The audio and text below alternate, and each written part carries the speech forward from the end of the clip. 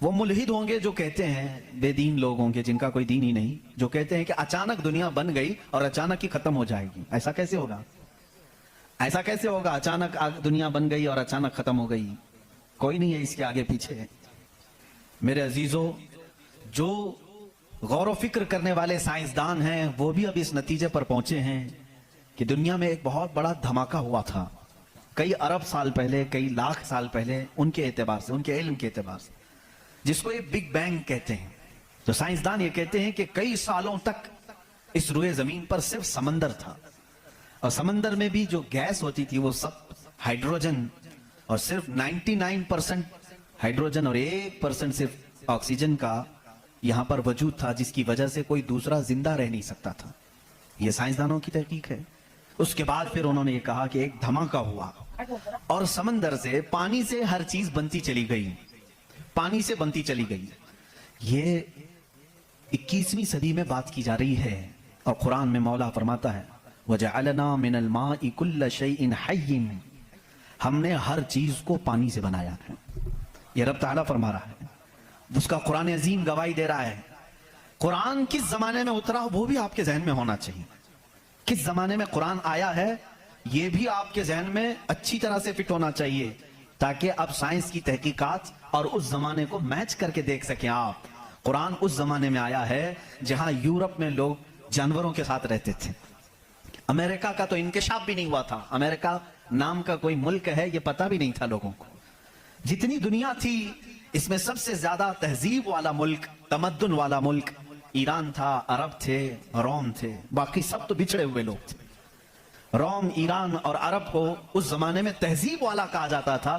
ان کی تہذیب کا عالم یہ تھا کہ جب میرے آقا صلی اللہ تعالیٰ علیہ وسلم مدینہ طیبہ میں تشریف لائے، یہ بہت بڑے تہذیب والوں کی بات میں کر رہا ہوں، یعنی بہت نالج رکھنے والوں کی بات کر رہا ہوں۔ اتنا نالج تھا کہ جب میرے آقا مدینہ میں تشریف لائے تو صرف 6 لوگوں کو لکھنا آتا تھا۔ یہ بڑے تمدن والے لوگ تھے، بڑے نالج والے لوگ تھے۔ اس زمانے کا علم یہاں تک پہنچا ہوا تھا میرے عزیزو۔ باقی یورپ وغیرہ کا حال تو بہت ہی بدتر تھا، یہاں تک کہ آبادی کیسے بنائی جائے یہ سلیقہ اسلام نے بتایا ہے۔ اس زمانے میں یہ تھا کہ نالج نام کی کوئی چیز نہیں تھی۔ وہ لوگ انت وشواس، جیسے آج بھی ہمارے ہاں کچھ لوگوں میں موجود ہے، اندھا یقین، ان چیزوں پر بہت عمل کرتے تھے۔ صرف یہ بات میں عرض کرنا چاہوں گا کہ قرآن اس زمانے میں نازل ہوا ہے جب علم کا وجود زیادہ نہیں تھا لوگوں کے پاس، اتنا کہ کوئی اکا دکا لکھنا جانتا تھا۔ اور کس پر نازل ہوا یہ بھی آپ کے ذہن میں ہونا چاہیے۔ 2 چیزیں دماغ میں رکھیں، اس کے بعد پھر میں قرآن کی آیتیں پڑھتا ہوں۔ ایک، ماحول ایسا ہے، سائنس کا وجود نہیں، علم کا وجود نہیں، علم نام کی چیز ہی نہیں تھی لوگوں کے پاس، اور جس پر نازل ہوا وہ ایسا رسول ہے جو کسی کا شاگرد بھی نہیں۔ میں یہ کہہ رہا تھا آسمانوں اور زمینوں میں اللہ نے فرمایا میری نشانیاں ہیں، غور و فکر کرنا چاہیے۔ نشانی کیسے؟ پوری دنیا کے بہت ترقی یافتہ سائنس سے میرا یہ چیلنج ہے، میری یہ بات کا یہ چیلنج ہے، بہت تم نے ترقی کی، لیکن ایک ایسی چھت بنا کر کے دکھاؤ جس کا کوئی پلر نہ ہو۔ اور کیا چاہیے آپ کو؟ کچھ نہیں، بس کوئی ایسا ہو جو ریلائبل ہو، سیکیور ہو۔ بہت تم نے ترقی کی، لیکن ایک ایسی چھت بنا کر کے دکھاؤ جس کا کوئی پلر نہ ہو۔ ہوا میں چھت قائم کر کے دکھاؤ، اور وہ بھی اتنی موٹی ہونی چاہیے، اتنی موٹی کہ جس کے بارے میں حضور اکرم صلی اللہ علیہ وسلم نے فرمایا کہ اس کی موٹائی 500 سال اگر کوئی گھوڑا دوڑے تو طے نہ ہو پائے۔ وہ آسمان کی موٹائی۔ میں اتنی موٹائی کی بات نہیں کرتا ہوں، 1 کلومیٹر چوڑی ہی کوئی بنا کر کے دکھا دیں۔ سائنس ہمارا بہت ترقی کر چکا ہے، نہیں بنا سکو گی، لیکن کائنات کی اس پوری زمین پر اللہ رب العزت نے ایک چھت ہمارے سروں پر رکھی ہے، اور سب کو معلوم ہے وہ چھت کیسی ہے، بغیر پلر والی۔ کہیں اس کو ستون دیکھا آپ نے؟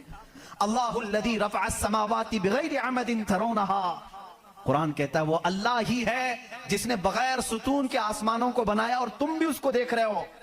قرآن چیلنج کر رہا ہے، تم بھی اسے دیکھ رہے ہو۔